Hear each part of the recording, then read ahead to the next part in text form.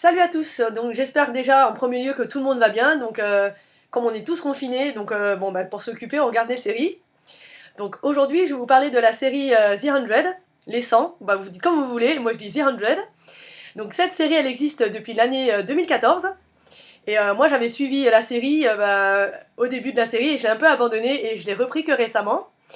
Donc moi je n'ai vu que les je n'ai vu que les deux premières saisons et actuellement je suis en train de suivre la troisième saison. Mais aujourd'hui, je vais vous faire ma critique sur les deux premières saisons, puisque je les ai vues. Et j'ai préparé tout ça. Alors, déjà, cette série, elle a été inspirée des romans de Cass Morgan. Donc, apparemment, elle en a écrit 4. Et elle avait commencé à écrire ses premiers romans avant la série. Et elle a continué à les écrire en même temps que la série, elle a été diffusée à la télé. Et moi, j'ai lu les 3 premiers romans. Et honnêtement, je trouve que les romans sont mieux que les livres. Que la série. De toute façon, moi en général, moi j'ai toujours préféré les romans. Parce que je trouve qu'on a plus de détails et c'est toujours mieux écrit parce que dans les séries, comme ils ont un nombre précis d'épisodes à faire, des fois les intrigues sont pas vraiment bien développées. Bon, ça c'est que mon avis personnel. Et du coup, j'ai vu qu'en ce moment il y avait 7 saisons au total. Et donc sur Netflix, il y en a 6 de disponibles. Donc je vais vous faire un petit résumé des 2 premières saisons. Comme ça, ceux qui ne connaissent pas la série pourront savoir de quoi ça parle. Et ceux qui ont déjà vu depuis le temps la série pourront se rafraîchir la mémoire. Donc pour la saison 1, donc en fait, ça raconte l'histoire sur Terre, après un holocauste nucléaire. Donc les survivants, les terriens qui ont survécu, se sont réfugiés sur une navette spatiale qui s'appelle l'Arche. Et sur cette Arche, il y a 12 stations spatiales séparées. Et du coup, pendant un moment, il manque d'oxygène. Donc du coup, le chancelier de l'Arche va décider d'envoyer 100 délinquants sur Terre, 97 ans après, pour voir si l'air est respirable et si on peut y vivre. Donc cette saison 1, franchement, moi, ça m'a vachement captivée. Moi, je suis fan de la série Lost et je trouve que The 100, ça ressemble un peu à Lost en quelque sorte.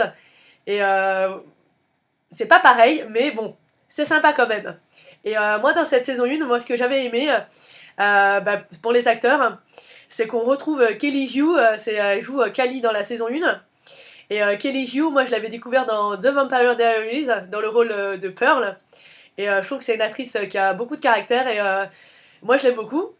Et ce qui est drôle, c'est que dans The 100, on retrouve l'acteur qui s'appelle Henry Ian Cusick, qui a le rôle du chancelier Marcus Kane.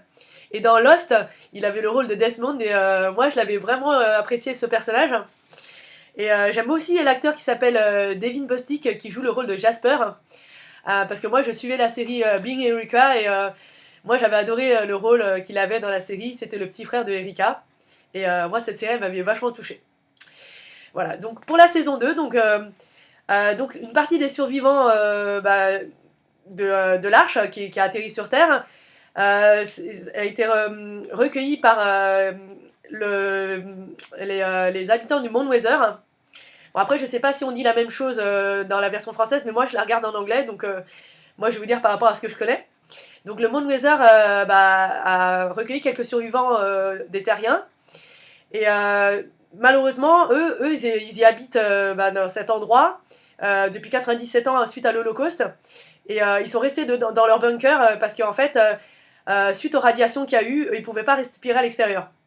Mais quand les survivants de l'Arche sont arrivés sur Terre, eux se sont aperçus que l'air était respirable pour eux, peut-être parce qu'ils habitaient sur l'Arche. Et du coup, je ne vais pas tout raconter, mais dans le Mount Weather, donc il y aura des survivants donc de la Terre, les terriens qu'on appelle le peuple du ciel, Sky Crew, et les natifs, c'est ceux qui habitaient déjà sur Terre. Du coup, ces deux clans vont s'allier pour libérer les gens de leur peuple, parce qu'en fait, le Mount Weather n'est pas ce qu'il paraît.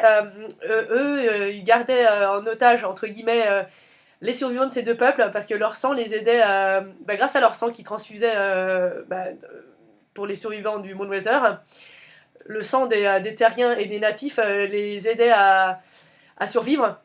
Et eux, ils n'avaient pas envie de rester dans leur bunker, ils avaient envie de retourner sur Terre pour pouvoir vivre comme tout le monde.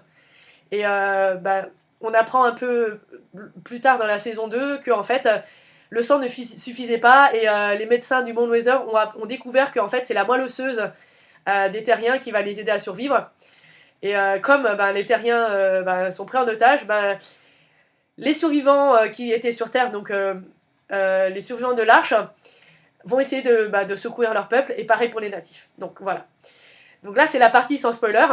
Bon, c'est un peu compliqué à raconter quand on n'a pas suivi la série, mais bon, en gros c'est des histoires de peuples, des gens qui étaient sur l'Arche, qui reviennent sur Terre, donc 100 ans après, pour voir s'il est respirable, les gens qui habitaient déjà là, et les gens qui sont réfugiés dans le Mount Weather suite à cet holocauste, et qui ne pouvaient pas sortir parce qu'ils ne pouvaient pas respirer l'air libre. Voilà. Donc voilà, sans raconter, moi, les personnages que j'adore dans cette série, c'est Bellamy et Octavia, donc eux, ils faisaient partie des 100 délinquants qui étaient envoyés sur Terre, ils sont frères et sœurs. J'aime beaucoup le personnage de Raven aussi, c'est celle qui est spécialisée dans tout ce qui est technique, donc c'est elle qui m'a aidé à construire les émetteurs radio, etc. Et donc comme je vous ai dit, moi j'aime bien Jasper, j'aime bien le chancelier Kane, et dans cette série, moi les personnages qui m'insupportent, c'est Clark. Bon, Clark c'est la fille de Abby, le médecin de l'Arche.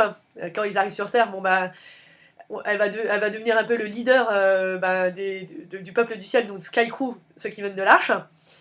Et elle m'agace un peu. Et du coup, les 2 premières saisons étaient vachement intéressantes. Parce que comme je vous dis, moi je suis fan de la série Lost. Donc je trouve qu'il y a quelques similitudes dans les 2 séries. Et donc si vous n'avez pas aimé Lost, vous aimeriez peut-être The 100. Mais malheureusement, donc les saisons 1 et 2, comme je vous dis, étaient vraiment très intéressantes. Et la saison 3 que j'ai commencée il n'y a pas longtemps, je trouve qu'elle part un peu en cacahuète. Parce que 3 mois après le sauvetage des peuples, des natifs et des peuples du ciel, donc de Sky Crew, ils ont anéanti le Mount Weather donc, pour les sauver parce qu'ils sont en guerre et qu'ils n'avaient pas trop le choix. Donc 3 mois après, donc Clark, qu'on resurnomme One-Hida par les peuples des natifs, parce qu'ils ont un langage à eux, ils ont réussi à construire leurs locaux. Donc du coup, la Terre, elle est divisée en 12 clans, mais les 12 clans, je pense, correspondent peut-être aux 12 stations qu'il y avait sur l'Arche. Et il y a des clans, il y a les Sky Crew, les peuples du ciel, il y a les natifs, les Grounders, et il y a le peuple des glaces. Et du coup, les natifs, leur chef, c'est Lexa. Et les peuples du ciel sont renommés l'Arcadia. Donc moi j'ai trouvé qu'en l'espace de 3 mois, c'était un peu aberrant qu'ils aient eu les ressources nécessaires pour construire chacun leur peuple avec des technologies assez développées. Donc après, ça m'a fait aussi penser à la série Game of Thrones, que j'ai jamais vue, mais bon, j'ai lu quelques articles, j'ai vu quelques trailers et j'ai entendu parler par-ci par-là de la série. Et sans l'avoir vue, vous me direz s'il y a des similitudes ou pas. Mais je trouve que c'est un peu, c'est devenu un peu, ils ont essayé de moderniser ça, je pense. Et je trouve que c'est dommage parce que, entre guillemets, la saison 1 et 2 pouvaient être légèrement crédibles si on rentre dans toute cette histoire de science-fiction. Et je trouve que la saison 3, c'est dommage. Ils ont essayé je trouve que sont trop dispersés. Voilà. Donc voilà, moi c'est ma review des saisons 1 et 2. Je pense que je vais essayer de regarder jusqu'à la saison 6 pour vous refaire une critique. Parce que je trouve que c'est inutile de faire une critique pour chaque saison. Et je pense que ça va un peu être ennuyant pour ceux qui ont déjà vu la série et n'auront pas forcément envie de voir mes vidéos. Voilà, donc voilà. Bon, donnez-moi vos impressions et dites-moi si vous aviez été perdu par la suite de The 100. Donc moi, ma fille, elle a suivi la série jusqu'à la saison 6. Et moi, elle m'a dit que j'étais pas au bout de mes surprises. Donc j'ai hâte de voir la suite. J'ai hâte de voir ce que ça va donner. Mais pour l'instant, moi, je suis pas très convaincue. Voilà. Est-ce que vous êtes de mon avis? Dites-moi. Voilà. Je vous souhaite une bonne journée. Et je vous dis à très bientôt. Je vais essayer de regarder assez rapidement pour poster une vidéo rapidement. Et de toute façon, j'en ai d'autres en cours. Donc en attendant, je vous souhaite à tous une très bonne journée. Bon courage pour ce confinement et essayez de rester positif. Hein, et voilà. Je vous dis à très bientôt pour de nouvelles aventures.